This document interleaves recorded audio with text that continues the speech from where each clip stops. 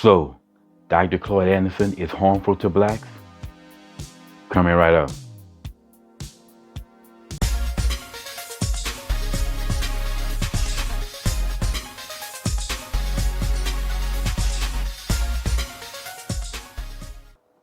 What's up, y'all? Welcome back to Common Sense, Logic, and Reason. And as always, I want to say thank y'all for joining me today. So I want to talk about Dr. Claud Anderson. Now, he is the president of an organization called Powernomics Corporations of America, and this is an organization that basically produces material, books, and things, and they have a plans, for the empowerment of blacks.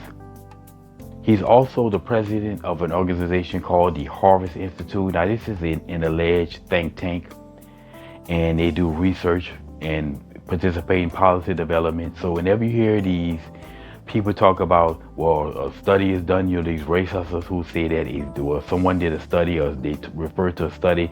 Generally, it's organizations like this. Anyway, he was also or I would say, a civil rights activist. One of the people who was basically pioneering during the civil rights era, with people such as Dr. Francis Crutchwell and James Baldwin.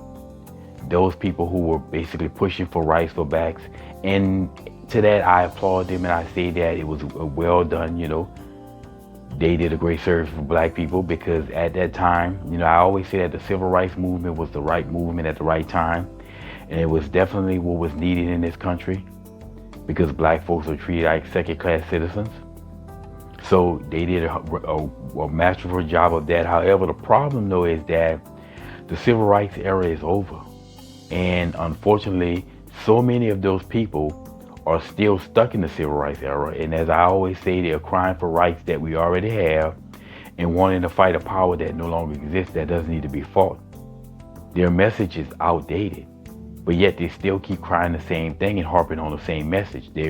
We need to leave the civil rights era behind and move on to the economic era, that every black person in America today is free to achieve whatever it is that they want. So his message today is very harmful to blacks, because it keeps preaching nothing but black victimhood. Anyway, he was on a video, he did an interview of crying about what immigrants get that black folks don't. Immigrants come in, watch the benefits they get. They go past black folk at 200 miles an hour, pass them. That's why in all these cities, in Chocolate City, they do better right here in Chocolate City. Now they're underneath the immigrants.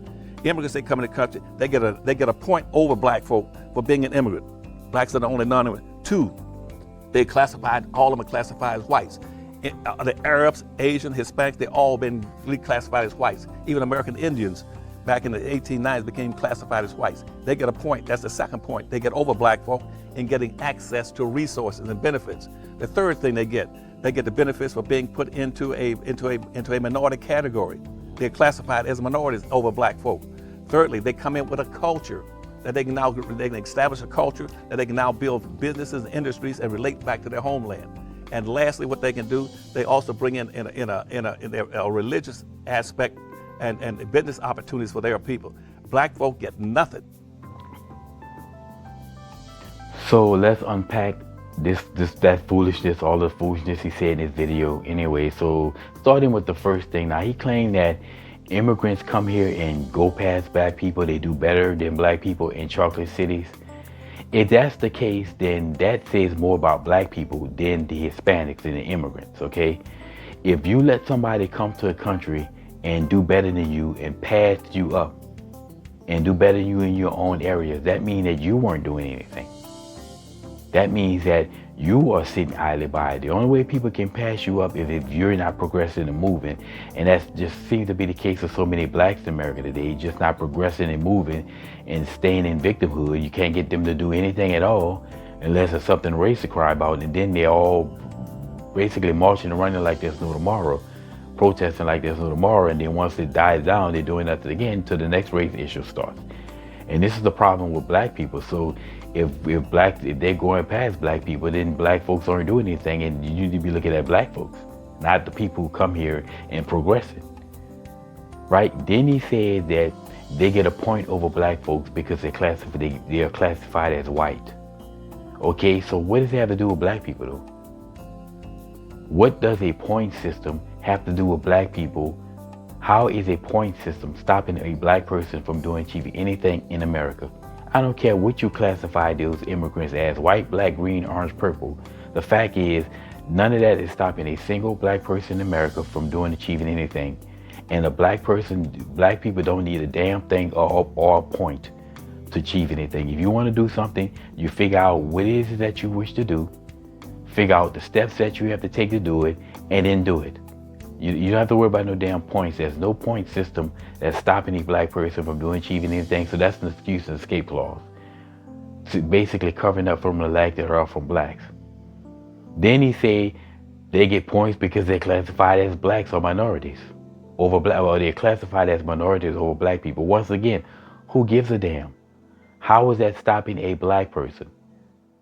I don't care what they get for being a minority, because yes, immigrants come here and they get stuff, but that's because they help people establish themselves coming to a new land.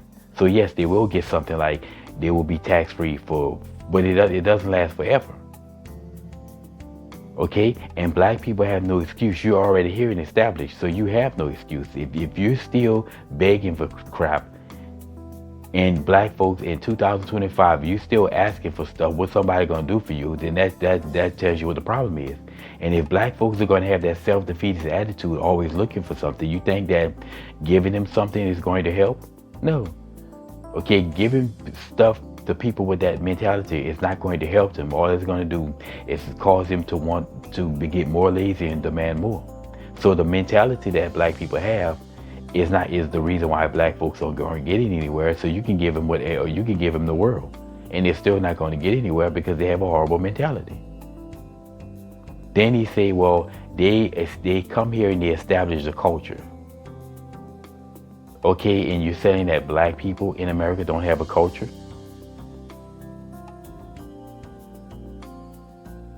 I see that culture is basically a track record of your behavior over I would say a minimum of 20 years. So black folks have more culture in spades. The problem isn't that black folks are lacking in culture. The problem is that the culture has gotten horrible. Okay, we've allowed a horrible culture to happen in America, and it started happening, as I always talk about, when basically the downfall of the black community. Okay, black folks didn't have that culture before. Black folks definitely had a better mentality back then. There was a point in time when black people were closing the income gap between white folks.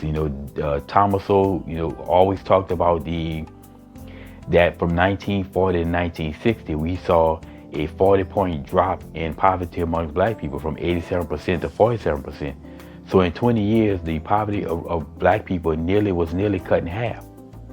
If you take those black people with that mentality and you bring them to America today, black folks will be crushing it.